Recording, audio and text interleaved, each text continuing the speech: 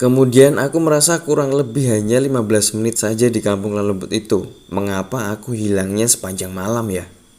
Entahlah. Yang penting aku bisa pulang itu sudah sangat bersyukur. Assalamualaikum warahmatullahi wabarakatuh. Jumpa lagi dengan saya, Dias, di channel Studio Horor, podcastnya Cerita Horor.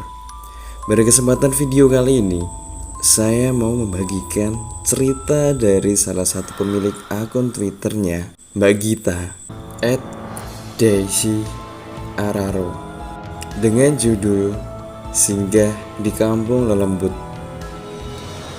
Sebelum memasuki ke cerita, jangan lupa subscribe, nyalakan lonceng notifikasi, dan share video ini ke teman-teman kalian. Seperti apa ceritanya? Mari kita simak sama-sama.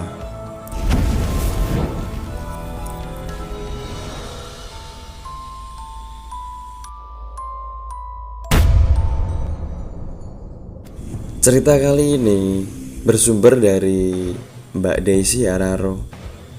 Beliau menceritakan kisah seremnya waktu acara penutupan ospek di Samarinda. Namaku Gita. Kejadian ini aku alami sendiri di tahun 2000 saat aku menjadi panitia ospek mahasiswa perguruan tinggi di kota Samarinda. Berawal dari kami sebagai panitia yang membantu alumni dan beberapa angkatan di atas kami untuk mempersiapkan malam penutupan ospek di salah satu tempat di ujung kota kami. Tempatnya dulu itu masih jarang ada rumah dan banyak hutan-hutan kecil di sekitarnya.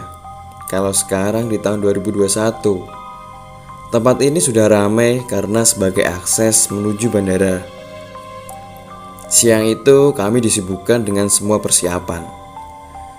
Aku dan Nia, beberapa teman seangkatan lainnya juga sangat sibuk, sehingga tanpa sadar, waktu itu sudah menjelang maghrib. Dan kami bersama beberapa panitia pelaksana ospek belum membersihkan diri atau mandi. Terutama temanku yang bernama Nia, yang sedang haid hari ketiga.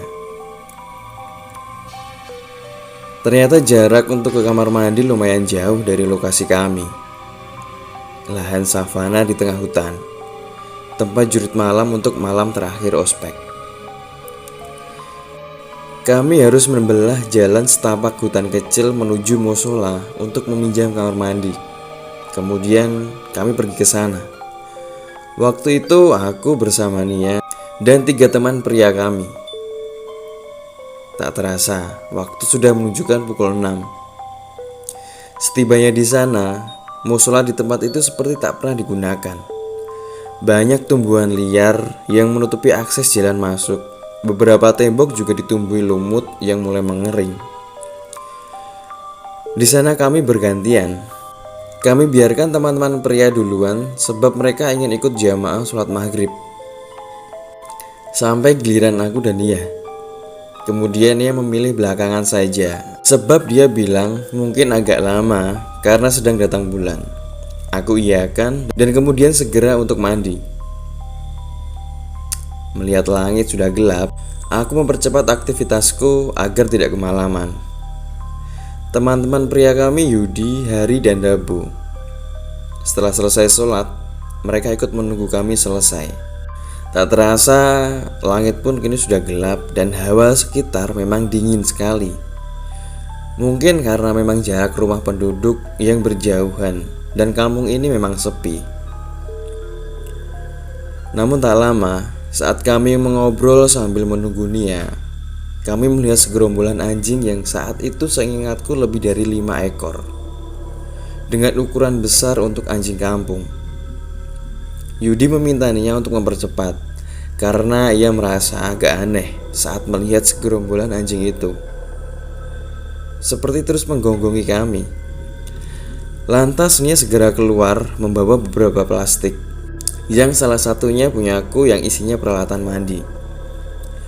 Karena panik, plastik yang dibawa Nia aku ambil dan kami setengah berlari menuju kembali ke jalur jalan tempat kemah ospek.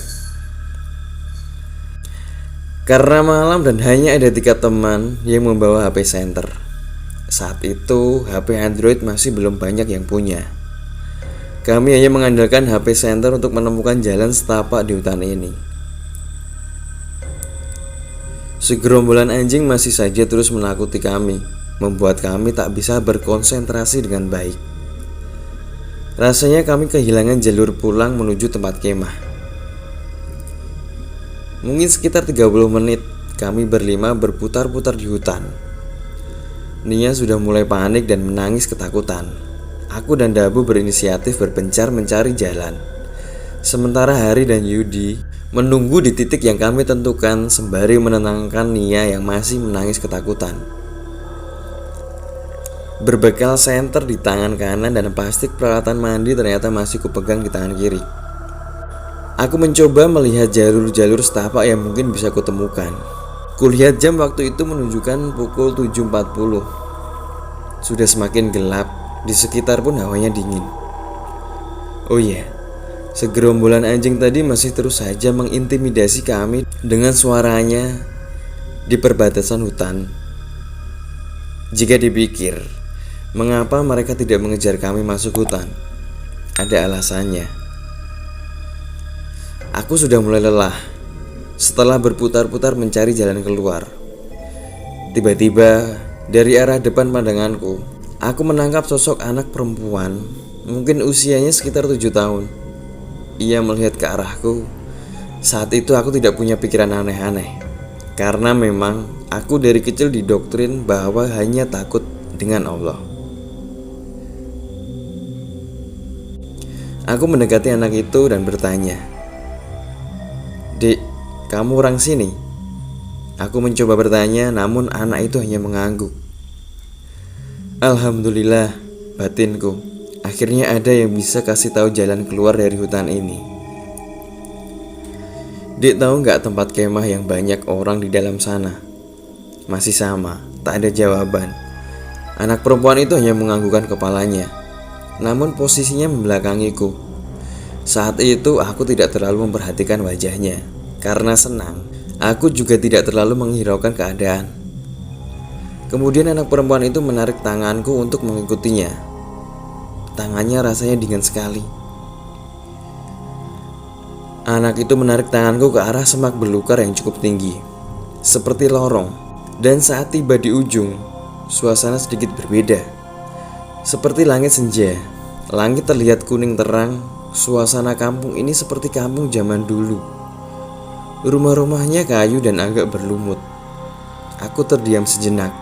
Tiba-tiba saja anak perempuan itu mengejutkanku untuk meminta aku mengikutinya lagi. Anak perempuan itu menarikku agak keras. Namun tiba-tiba saja aku dihadang seseorang berbadan seperti gorila. Seingatku ukuran tubuhnya besar, seperti 4 kali ukuran pria dewasa dengan badan berambut coklat dan menunjuk kresek plastik yang kubawa. Belum sempat berpikir dengan waras karena kaget berhadapan dengan sosok seperti gorila besar. Dan tiba-tiba saja muncul lagi sosok wajah nenek dengan leher panjang. Dan kali ini aku tersadar, sepertinya mereka meminta plastik kresek yang kubawa. Badanku kaku, namun kupaksa berteriak keras. "Ambil saja, saya mau pulang." Segera aku lemparkan semua kresek plastik yang aku pegang dan berusaha keras bergerak lari mundur, meninggalkan mereka yang merebutkan plastik yang kulemparkan. Ya, mereka berebut. Tiba-tiba saja banyak sosok perempuan gimbal dengan setengah melayang ikut rebutan di depanku. Sekuat mungkin aku terobos semak belukar. Dengan sisa tenagaku, aku terus berlari kencang. Sudah tak karuan bacaan ayat yang kulantunkan, hingga aku temukan semak belukar besar, tempat pertama masuk tadi. Namun kali ini lebih rapat dari sebelumnya. Aku tak punya pilihan. Ku terobos walaupun rasanya sakit. Ternyata penuh duri. Entah berapa goresan di tangan dan wajahku saat itu. Alhamdulillah, aku bisa berhasil menerobosnya. Namun langit kali ini sepertinya berbeda lagi. Berbeda saat aku masuk bersama anak tadi. Kali ini terang seperti sudah pagi. Aku benar-benar dibuat bingung dan ingin nangis. Sebenarnya aku di mana? Tapi bacaan doa terus kulafalkan. Hanya itu yang bisa membuatku sedikit lebih tenang. Aku mencoba berjalan pelan membelah hutan itu, dan samar-samar ku dengar keramaian. Dengan sedikit berlari, aku menuju ke sana. Ya Tuhan, ini tempat camping kampusku. Senang bisa kembali. Saat aku baru saja tiba, semua teman-teman seangkatan berlari dan memelukku. Sepertinya mereka khawatir, terutama Nia. Kulihat matanya bengkak, memelukku erat sekali sambil menangis. Gita, kamu di mana semalaman? Semua orang sibuk mencarimu. Kami dibantu warga mencarimu sampai subuh, timpal kakak senior. Aku hanya bisa diam dan linglung. Tiba-tiba saja kepalaku sakit yang teramat sangat. Aku diistirahatkan ke dalam tenda. Ku coba untuk menenangkan diri dan sarapan. Kemudian ia datang membawakan segelas teh panas dan menyuruhku ganti pakaian. Ternyata baju yang ku kenakan basah, mungkin karena keringat. Git, kamu di mana semalaman? Terus kenapa kembali dalam keadaan linglung? Nia bertanya. Aku mencoba menceritakan sedikit yang kualami, sembari bertanya tentang kresek yang Nia titipkan kepadaku. Itu apa?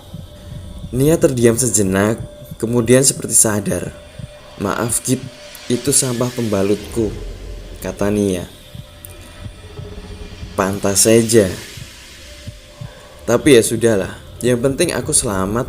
Meskipun sepulang dari kemah kampus, aku terkena sakit tipus. Kemudian campah air di sekujur badan hingga harus istirahat total dari kegiatan kuliah selama sebulan.